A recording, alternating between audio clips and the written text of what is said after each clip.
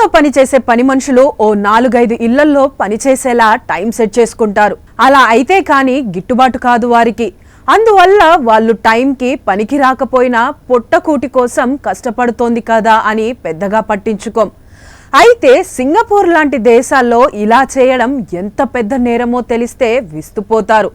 విశ్రాంతి తీసుకోకుండా పరిమితికి మించి ఎక్కువ ఇళ్లలో పనిచేసినట్లు తెలిస్తే అంతే సంగతులు.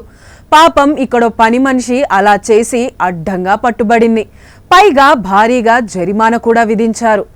సింగపూర్ కోర్టు పీడో ఎర్లిండా ఒకాంపో అనే 53 ఏళ్ల మహిళ గృహ కార్మికురాలికి అనధికారిక పార్ట్ టైం క్లీనింగ్ ఉద్యోగాలు చేసినందుకు గాను భారీ జరిమానా విధించింది.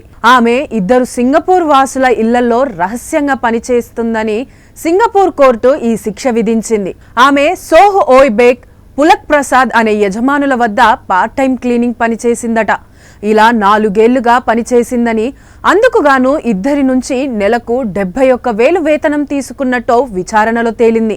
నిజానికి సింగపూర్ విదేశీ గృహ కార్మికులు తమ సెలవు దినాల్లో, విశ్రాంతి సమయాల్లో అదనంగా పనిచేయడం నిషేధం.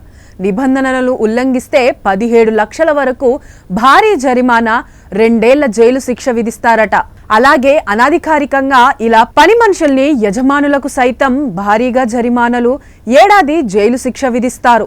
అందువల్ల అక్కడ ఉండే నివాసితులు, పని కార్మికులు ఉపాధి చట్టాలకు లోబడి మసులుకోవాల్సి ఉంటుందని హ్యూమన్ పవర్ మంత్రిత్వ శాఖ పేర్కొంది.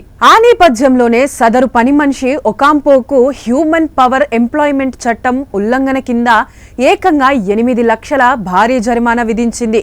అలాగే ఆ ఇద్దరి యజమానులకు కూడా ఒకరికి 11 లక్షలు, మరొకరికి 4 లక్షల చొప్పున జరిమానా విధించింది. ఎప్పుడైనా ఎక్కడైనా మీ చేతిలోనే వార్తా ప్రపంచం. మీ మొబైల్లో, మీ కంప్యూటర్లో, మీ టీవీలో సాక్షి టీవీ డిజిటల్ ప్రసారాల కోసం లాగిన్ అవ్వండి. www.youtube.com/సాక్షి టీవీ.